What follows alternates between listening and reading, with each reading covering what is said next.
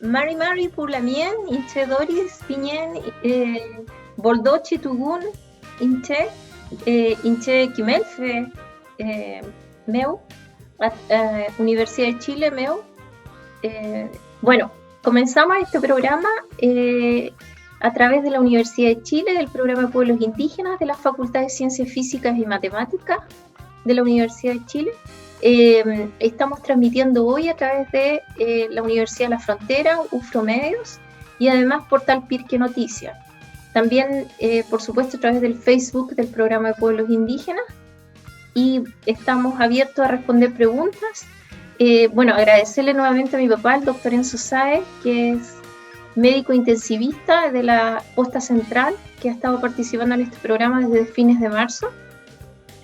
Y además, hoy tenemos un invitado especial, el doctor Rodolfo Santander, que amablemente ha venido. Él es jefe de la UCI de la Posta Central y va a estar acá con nosotros también. Te doy la palabra, papá. Bueno, amigos, hoy día estoy especialmente contento porque tenemos una visita. Le vamos a presentar a uno de los médicos más destacado en el manejo de la pandemia en Chile. Él ha liderado gran parte de la expansión de camas de UCI del país, ¿ya? Así lo ha dicho y reconocido el propio ministro de Salud. La situación que teníamos en el mes de marzo era una situación bastante precaria. Si ustedes observan, en el sector público teníamos en Santiago 215 camas. Y sumando el sector público y privado, en Santiago teníamos 430 camas. El sector público creció un 500% y se llegó a más de 1.000 camas solo en el sector, en la región metropolitana. Sabemos que en el país se superó largamente las 2.000 camas ocupadas. Y sumando ambos, entonces, tenemos que en Santiago se subió de 430 camas a casi 1.800 camas de intensivo. A eso hay que sumar, yo creo, también pabellones quirúrgicos y otras cosas. El doctor de Santander fue el artífice de la transformación del hospital de urgencia en el buque insignia del manejo de la pandemia. En realidad el problema era terrible porque se nos podía morir la gente si no teníamos los ventiladores necesarios. Y se usó mucha innovación. Aquí está el doctor Santander en acción, cómo idearon el uso alternativo al respirador, una escafandra, ¿ya? En el cual yo creo que él nos va a contar cómo se utilizó esto. Ahora, yo veo que esto era mejor que la cánula endonasal porque esto evitaba el contagio. Lo acompaña Iván Hernández, un destacado kinesiólogo, uno de los mejores del país en el manejo de estos enfermos críticos. Doctor Santander, yo sé que usted ha sido un líder inclusivo con el equipo de salud. ¿Cómo logró convencer a la gente a crecer en forma tan espectacular en el número de camas de UCI en el hospital de la Posta Central? Bien, gracias, Enzo. Gracias por la invitación. Y no puedo evitar en la introducción hacer un reconocimiento a nuestro anfitrión, el doctor Enzo Sáez, quien es un connotado intensivista, maestro de maestros y amigo personal. Créeme que buena parte de los logros de la Posta Central han tenido que ver con tus enseñanzas, tu ejemplo, tu generosidad. De partida, hoy día la columna vertebral de la Posta Central son todos discípulos tuyos, de aquel programa que como Quijotes iniciamos hace ya cerca de 10 años y hoy día ocupan la jefatura de urgencias, la subjefatura de unidad de paciente crítico y varias de las unidades que conforman el complejo de unidades de paciente crítico que hoy día es la Posta. Dicho esto, que me parece de justicia mencionarlo, no fue muy difícil porque Todos nuestros alumnos, nuestros discípulos y hoy día colegas se formaron en un programa que incluía desde el primer año lo que llamábamos, ¿te acuerdas?, el mes del desastre, que fue preparar, ideologizar a la gente para el enfrentamiento de desastres y víctimas múltiples. Toda esa enseñanza fue extraordinariamente útil en estos momentos y no hubo necesidad en realidad de hacer ningún proselitismo ni andar convenciendo a nadie. Surgió de manera natural desde la formación de estos muchachos. Otra parte importante es que la Posta Central tiene una cultura, una tradición centenaria ya, acabamos de cumplir 109 años, en el sentido de funcionar 24/7 y enfrentar cualquier tipo de desafío. Tú bien recordarás episodios históricos como cuando fue el incendio de la cárcel, donde hubo 51 fallecidos, un número importante de pacientes quemados y intoxicados por monóxido de carbono. Recordarás el avión que capotó en Peñalolén, donde también hubo numerosas víctimas, y una larga historial de enfrentamiento de víctimas múltiples, nunca de la magnitud que hemos visto ahora. Hay que reconocerlo, esto está fuera de cualquier estadística previa y solo creo que es comparable en términos de desafío a los sistemas sanitarios a la gran pandemia de 1918, o sea, un poco más de un siglo atrás. Dicho esto, nosotros tuvimos la ventaja también de saber ex antes lo que pasaba en Europa y luego en Estados Unidos, de tal manera que tuvimos una pequeña ventana de tiempo para organizar nuestros equipos. Y nuestra estrategia parte en el servicio de urgencia. El servicio de urgencia fue segregado, de tal manera que todos los pacientes con sintomatología respiratoria seguían por un proceso, y los pacientes que consultaban por cualquier otra circunstancia que tú bien conoces, cuadros abdominales, traumatismo, accidente cerebrovascular, sepsis, accidentes de tipo isquémico cardíaco, todos iban por un carril paralelo y no se mezclaban, en lo posible no se mezclaban. Inicialmente, a finales de marzo, cuando empezó a aumentar lenta y gradualmente la cantidad de pacientes sospechosos de COVID, usábamos el antiguo servicio de urgencia para atenderlos. Y conforme fue aumentando, en el momento peak se invirtió la situación y la mayor parte de los pacientes, que eran realmente una cantidad impresionante, se atendían en el nuevo servicio de urgencia, que es una maravilla, tú bien lo conoces y también participaste en el desarrollo de ese proyecto, de tal manera que en el peor momento nosotros usamos a full capacidad tanto el servicio de urgencia antiguo como el actual, y como disminuyó notablemente la consulta tradicional, segregamos eso en uno de los pasillos, de los 4 pasillos que tiene el complejo de urgencia de la Torre Vales Nueva. Eso fue en el manejo de la urgencia. Hubo siempre también una fuerte coordinación entre el servicio de urgencia y las unidades, el complejo de unidades de paciente crítico, porque nuevamente influyó significativamente que todos esos chicos fueron compañeros de beca. Se formaron bajo una doctrina, una filosofía, un concepto y con una sólida formación, de tal manera que el diálogo era bastante fluido. Creamos inicialmente 6 salas adicionales de UCI en el primer piso, que después avanzarían a 12 y finalmente concluiría hasta el 1 de agosto con 18 camas. Simultáneamente, el quinto piso, que tú bien conoces, que era intermedio, con un total de, son 5, 9 por 36 camas, que eran de intermedio, se convirtió la totalidad en camas UCI, también siguiendo un concepto que nos enseñaste tú de esto del acordeón, de ajustarse, ser flexible y transformar las camas UTI en UCI según conveniencia. Reconozco también el apoyo decidido del Ministerio de Salud, porque ellos se dieron cuenta desde el principio que nosotros nunca colapsábamos, entonces pusieron bastante, como decías tú, innovación, y se nos proveyó precozmente de 50 cánulas nasales de alto flujo y de 50 escafandras o helmet, de tal manera que nuestro arsenal de dispositivos para oxigenoterapia incrementó significativamente.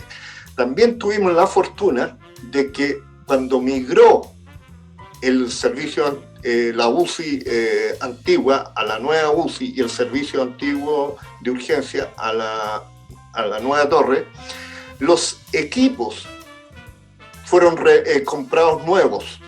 Entonces nosotros partimos con una cantidad de ventiladores extra, por así decirlo. Teníamos una reserva estratégica, lo que nos permitió enfrentar particularmente el mes de abril sin grandes problemas y nos dio el espacio-tiempo para que el Ministerio de Salud nos proveyera de ventiladores nuevos, frescos. Entre medio hay una serie de anécdotas, no voy a darles lata, pero finalmente nos quedamos con una cantidad importante de ventiladores. Nosotros nunca tuvimos problema de ventiladores pesados y de hecho teníamos una pequeña reserva estratégica de dispositivos que nos fueron donados por algunas empresas que no son dispositivos de alta gama, pero sí permitían asistir a los pacientes hasta que teníamos ventiladores desocupados. Fuimos aprendiendo sobre esta enfermedad en el camino y nuestros números fueron mejorando de forma sistemática. Tú tienes esa presentación, pero en el punto de menor desempeño, que fue en junio, nosotros teníamos una letalidad, no confundir por favor con mortalidad, una letalidad del 15%. Si tú eso lo comparas contra las cifras de los centros americanos, europeos, es una cifra muy, muy buena.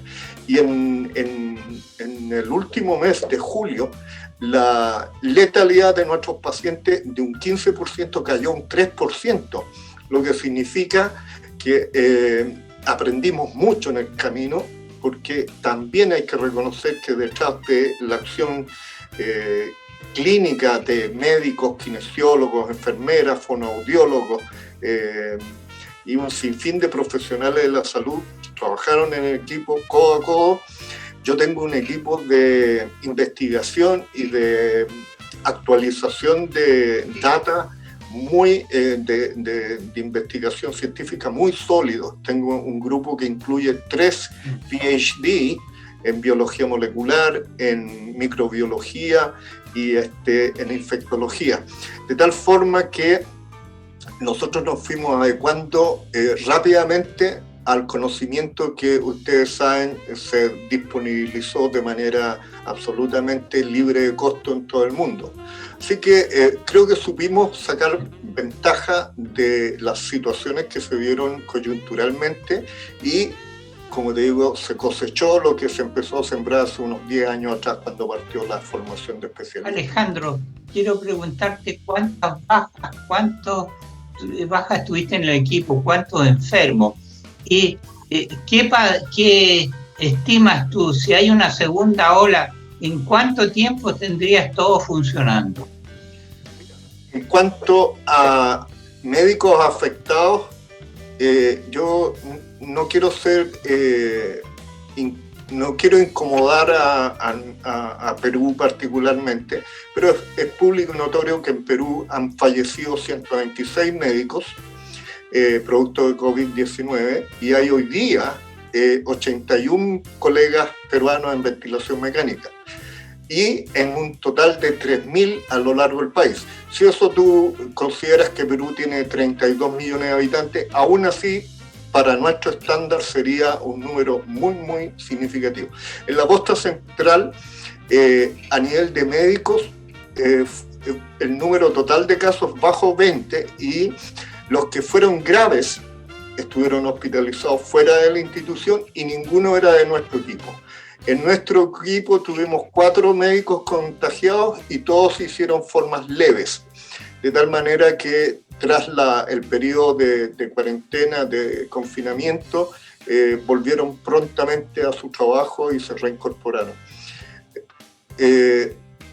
Nuevamente probablemente tiene que ver con que esta tripulación son todos colegas muy jóvenes, sub 40, y en plenitud de su vida.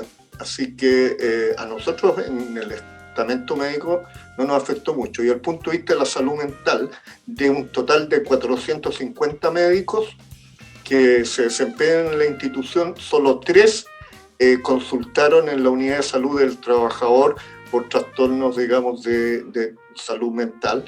Es posible que hayan más fuera y que hayan consultado privadamente, pero la estadística local es apenas 3 de 450, o sea, es un número simplemente marginal.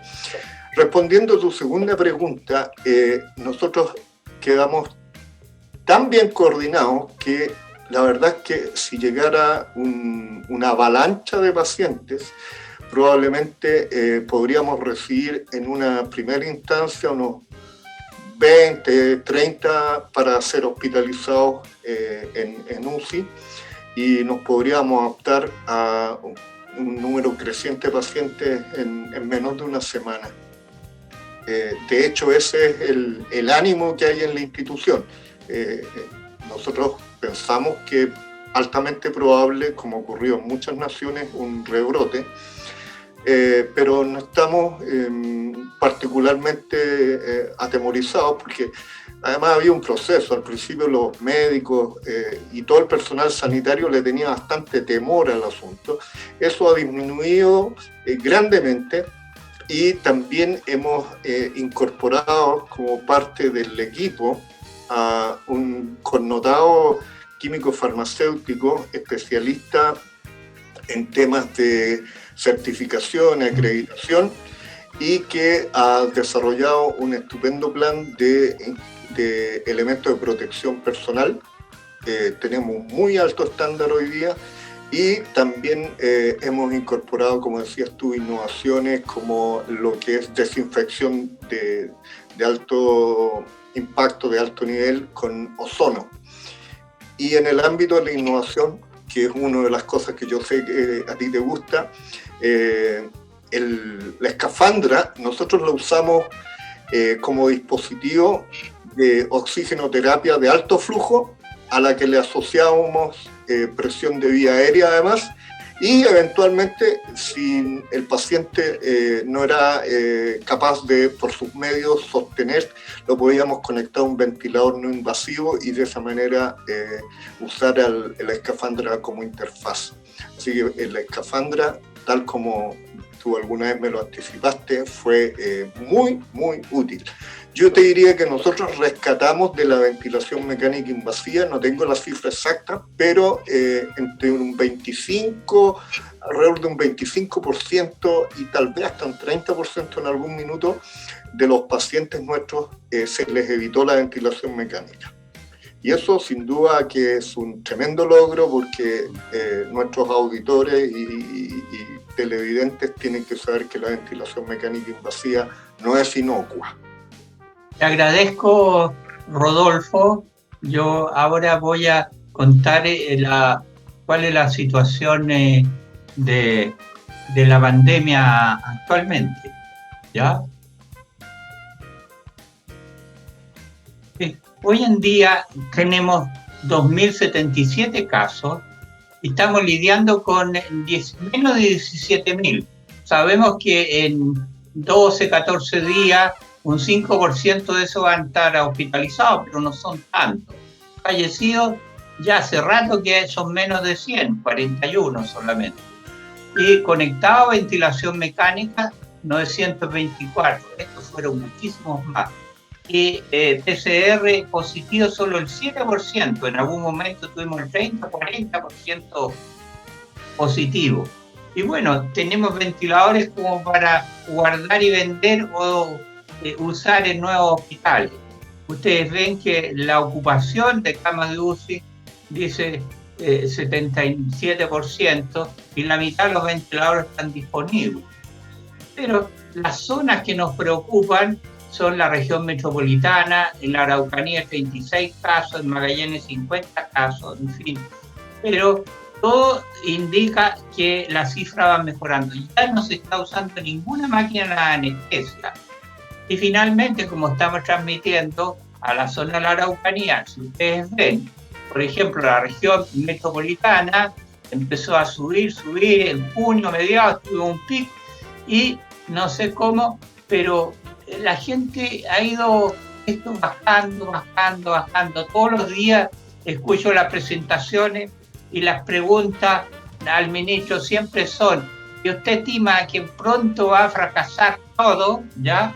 Bueno, hasta el momento no ha fracasado, porque la verdad es que puede fracasar, sí, cuando los porfiados salgan a la calle. Pero vemos en zona, por ejemplo, la Araucanía, ¿ya? Tuvieron un pic, se ordenaron, después hubo otro pic, después otro pic, ¿ya? En Magallanes tuvieron un primer pic en abril, se ordenaron, empezaron a... Lo dijeron que están bien, desconfinémonos un poco, y nuevamente un brote y las tijeras. Y después se controló y ahora tienen lanzado otra vez con una tercera ola, ¿ya? Ustedes ven que esto es serio, ¿ya? Hay zonas en el norte que todavía claramente no han bajado. En Valparaíso tiende a bajar, pero todavía no hay claridad. Bueno, yo eso quería mostrarles y espero que la audiencia nos haga alguna pregunta. Tenemos pocos minutos. Doris, ¿tú has seleccionado alguna consulta? Sí, por supuesto. Hoy primero agradecerle nuevamente al doctor Santander, bonitas palabras a mi papá, en realidad, bien orgullosa de él en realidad, me ha inspirado también, yo soy profesora ahí en Ingeniería Eléctrica, y bueno, acá hay hartas preguntas a través de Ufromedios y Portal Pirque Noticias. Igual ahí le vamos a pedir al doctor que responda primero. Doctor, ¿los rebrotes pueden llegar a ser peores que la primera ola de contagio? Que responda Alejandro. Doris, la verdad que voy a repetir algo que dije en otro espacio. Vivimos un momento de gran incertidumbre. Las dos situaciones más probables para la región metropolitana particularmente, sea que haya un rebrote significativo.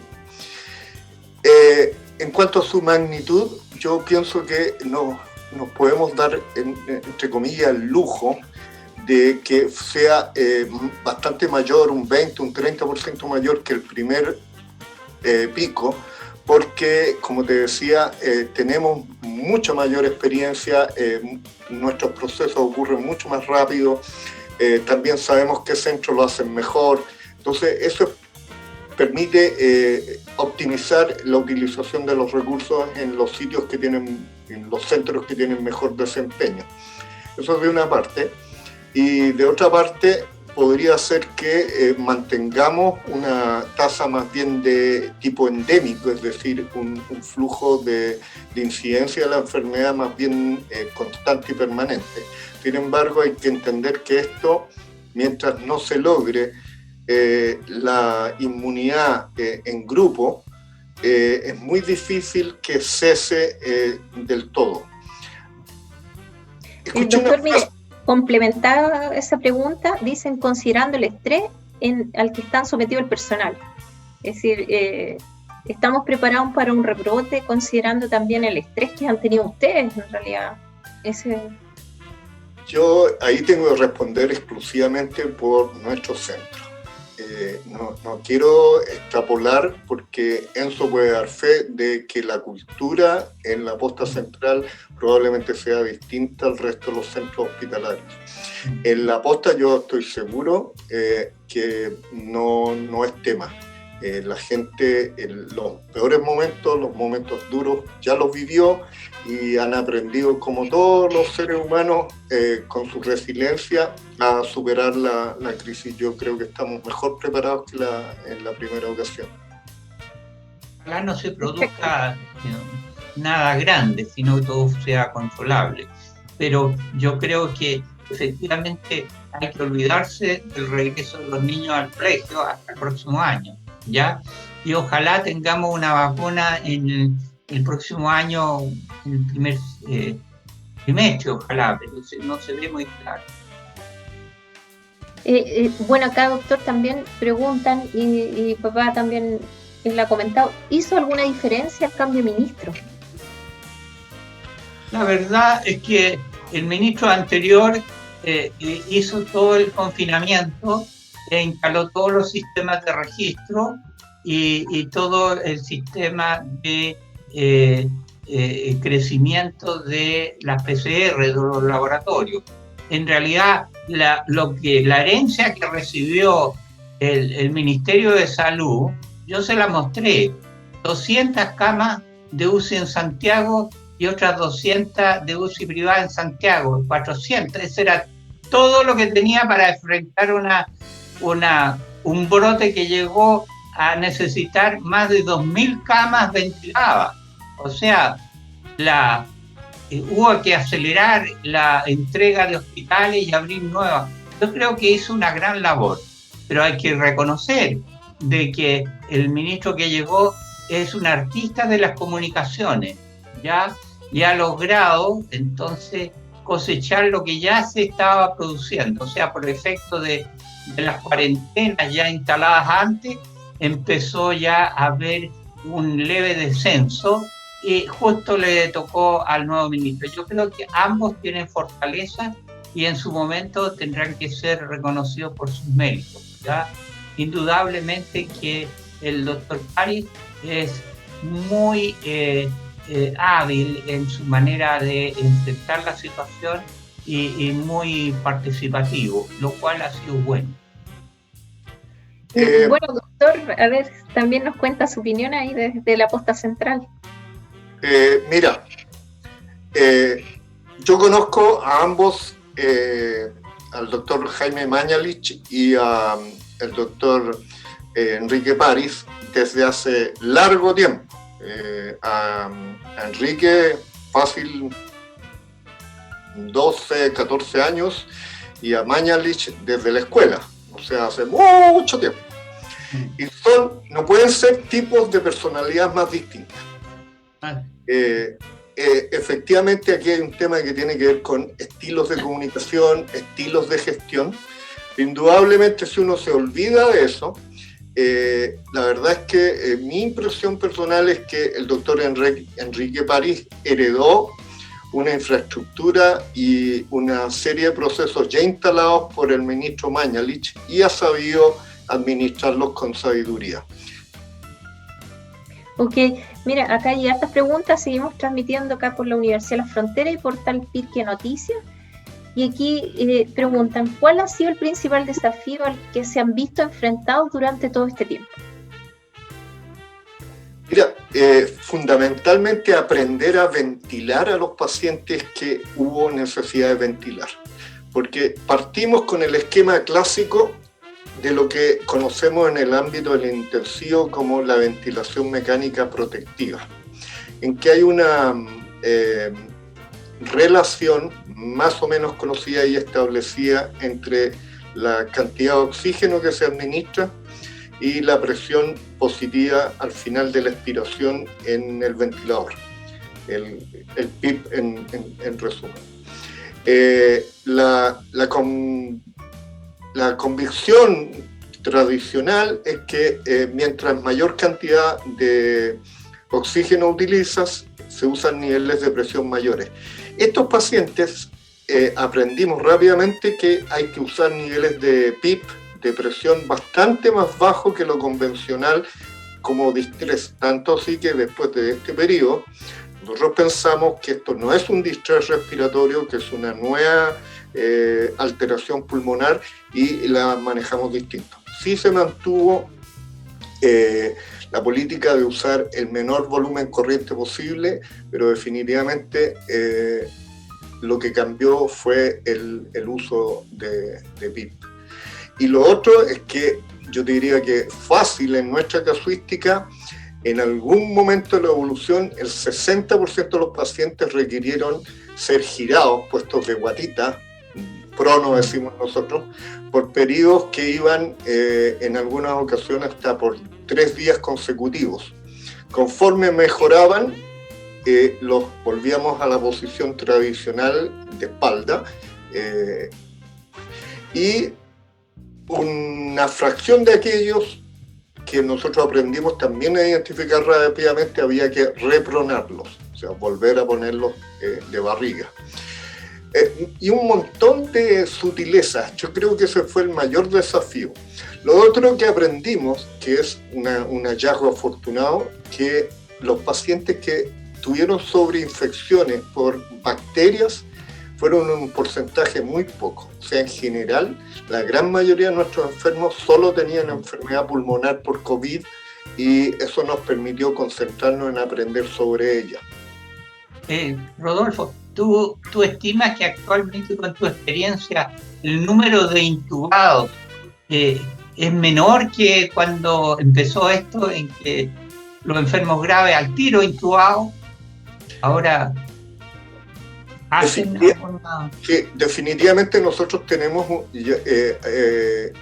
protocolo que consensuamos con el servicio de urgencia, en que nuestra meta es diferenciar los pacientes las primeras 2 horas, idealmente, máximo 4 horas, cosa que al principio no hacíamos, nos equivocamos mucho al principio. Y discriminar rápidamente a aquellos pacientes que van a requerir ventilación, de tal manera de ponerlos en ventilación mecánica lo más precozmente posible, porque eso también permite retirarlos más precozmente. Y aquellos que no van a requerir ventilación mecánica invasiva, con el tubo endotraqueal, rápidamente seleccionados, ponerlos con dispositivos como la cánula nasal de alto flujo o la escafandra.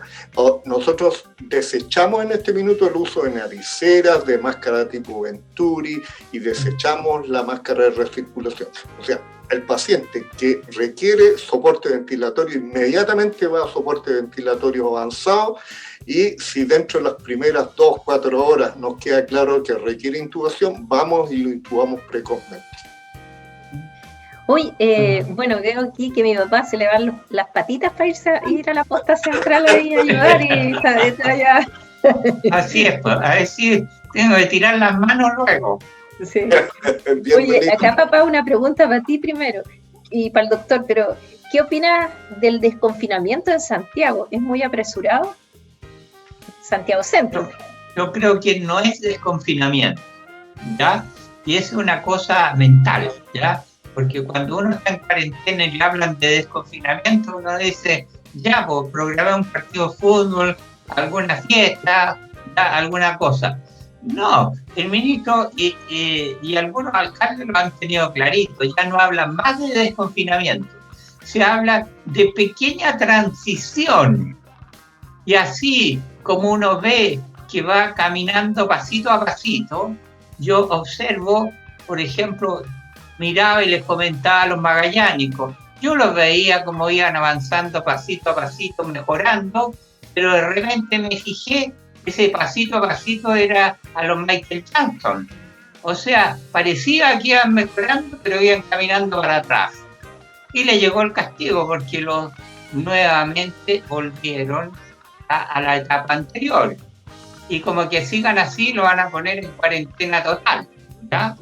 O sea, esto no es desconfinamiento, es un pequeño cambio en que va a irse evaluando. O sea, nadie se llame al asombro si en cualquier momento tiran una cuarentena de nuevo, ¿ya? Porque el virus no está ni mejor ni peor, el virus está acechando. Menos de 500.000 chilenos lo han tenido, y somos con los 1,5 millones de inmigrantes, somos 19,5 millones. O sea, hay casi 19 o 18,5 millones que el virus está esperando para hacer los rechupetes. Basta que se concentren en la calle para hacer algún desfile y ahí van a caer como moscas todos los que salgan sin mascarilla, ¿ya? O sea, la probabilidad de un nuevo brote está latente. El doctor nos cuenta. Mi opinión yo la he vertido públicamente y la voy a reiterar. Yo soy un decidido partidario de progresar en esto que hemos llamado desconfinamiento gradual o como lo quieran. La gran ventaja es que como yo no tengo que ser políticamente correcto, me puedo dar el lujo de decir que la cuarentena, el confinamiento no es gratis. Produce enfermedad física, produce enfermedad mental, y al grupo que más afecta es al grupo más precioso de nuestra sociedad, cuáles son las personas mayores que reúnen la mayor cantidad de conocimiento y experiencia.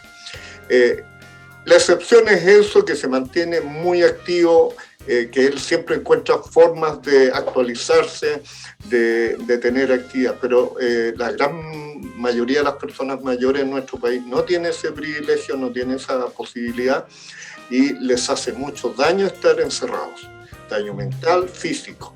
De hecho, en un trabajo colaborativo con la Sociedad de Geriatría, la Sociedad Médica y la Sociedad de Fisiatría, nos estamos preparando para una verdadera epidemia de fracturas de cadera y de mano que van a ocurrir cuando la gente mayor sea desconfinada.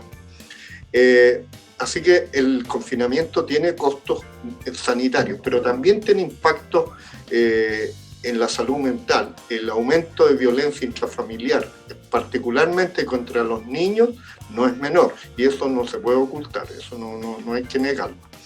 De tal manera que a mí me parece que el desconfinamiento debe hacerse de manera programada, gradual, y la gente, todos tenemos que aprender que la mejor vacuna es uno mismo.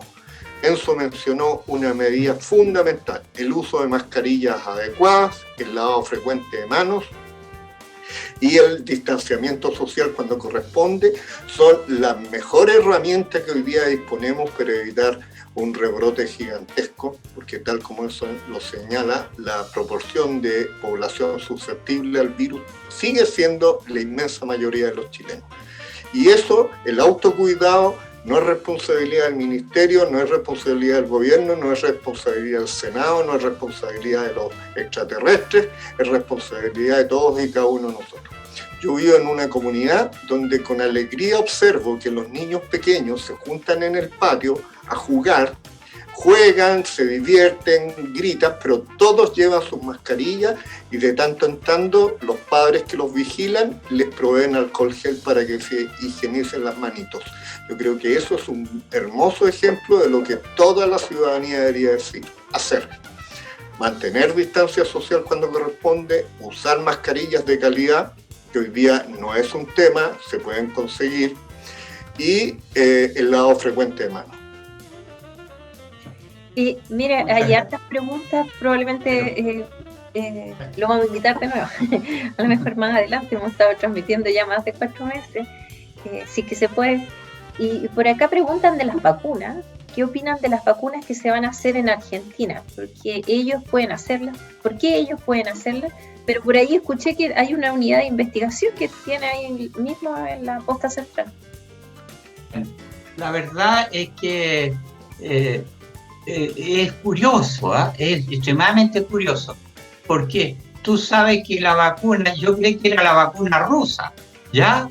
Pero no es la vacuna rusa la que están hablando Fernández, sino una vacuna inglesa, cosa que me parece increíble porque acaba Argentina de hacer un decreto de aumentar la plataforma continental y quitarle todo el mar a las Falkland, ¿ya? Y a Chile también. Entonces uno dice, pero ¿cómo esta relación que le dio el amor por los ingleses al presidente argentino? Bueno, la verdad es que Argentina tiene muy buenos profesionales, tiene muy buen nivel de investigación, y cuando ellos ofrecen que se prueben las vacunas, evidentemente que tienen tan desesperados que hay mucha gente y ahora está el contagio aumentando verticalmente, o sea, son buen terreno para probar una vacuna, pero para producirla es otro cantar. Para producirla no solo se requiere un centro de investigación, se requiere mucha plata, ¿ya? Ahora, dicen que van a instalar en un instituto de investigación, les van a instalar la posibilidad de entrar a producir la vacuna, y en México la envasaría. Bueno, Chile está montando un sistema para envasar y etiquetar vacunas en el norte, ¿ya? Con ayuda de la minería. Y yo le creo al ministro, y le creo porque la minería chilena maneja grandes capitales. Pero cuando veo los argentinos que no tienen $1 para hacer cantar a nadie, que esa planta va a requerir gastos, ¿quién va a dar los gastos? No creo que los ingleses les manden miles y millones de libras para que instale la fábrica, ¿ya? O sea, hay que ver con los ojos si esto va a funcionar o no. En todo caso, Chile está pololeando con los chinos, ya estamos probando con la Universidad Católica con los chinos, tiene también convenio con Oxford, ya, y tiene convenio también con los americanos a través de su laboratorio Moderna. O sea, de alguna parte va a salir. Pero yo no me pondría la vacuna rusa, a pesar de que mi amigo tiene mucho afecto por Rusia. Solo la han probado 38 personas, una de las cuales fue la hija de Putin, que tuvo un quebrón 2 veces, y eso bastó para que él dijera: sobrevivió mi hija, la apruebo, ¿ya? Las cosas en este terreno se hacen con trabajos que se publican, investigaciones, etcétera. O sea, tenemos para rato a esperar una vacuna, ¿ya? Ojalá que la vacuna rusa funcione, serían 2 dosis, ¿ya? De momento produce un fiebrón más o menos, ¿ya? Pero hay que ver, ¿ya? Yo creo que en este caso hay que pololear a varias partes. Doctor, mire, tenemos que ya ir terminando. Si quiere responder algo de la vacuna y además cerrar, hacer un cierre y contarnos un poco un mensaje final. Sí, respecto a la vacuna, nosotros, como te decía, tenemos un equipo muy potente de puesta al día y de investigación. Y esta es una carrera que partió con 29 corredores y van quedando 6. De esos 6 corredores tienen posibilidades reales de llegar a la meta, que son estudios fase 3 positivos, no más de 3. Pero el gran problema que queda pendiente pues, es la producción masiva, con alto estándar de calidad, con certificación de agencias respetadas, y sobre todo después viene el problema de la logística necesaria para la distribución de al menos 1.000 millones de dosis de vacuna. Así que vacuna disponible, así como por ejemplo la de la gripe, no antes de 18 meses. Bueno, ojalá que esté un poco antes, ¿ya? Hoy, bueno, agradecerle, doctor Santander, le agradezco de sobremanera también por las lindas palabras a mi papá, nuevamente. Por ahí escuché un acordeón, mi papá toca acordeón en todo caso también. Y bueno, despedirnos también de la audiencia. Nosotros vamos a seguir transmitiendo el lunes por Portal Pirque Noticias y también por Conectados Magallanes, hacia la región de Magallanes, ya sea en Temuco nuevamente, ya a las 5:30, porque nos adaptamos el horario de Punta Arenas para poder contestar a esa audiencia, y después volvemos a transmitir miércoles y viernes por UFRO Medios y todos los otros medios. Agradecerle nuevamente a mi papá, al doctor Santander, al programa de pueblos indígenas de la Facultad de Ciencias Físicas y Matemáticas, a la cual yo pertenezco. También despedirnos de la audiencia, muy buenas preguntas.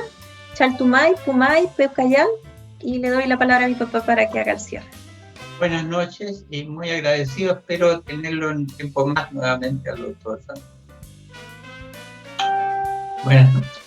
Buenas noches.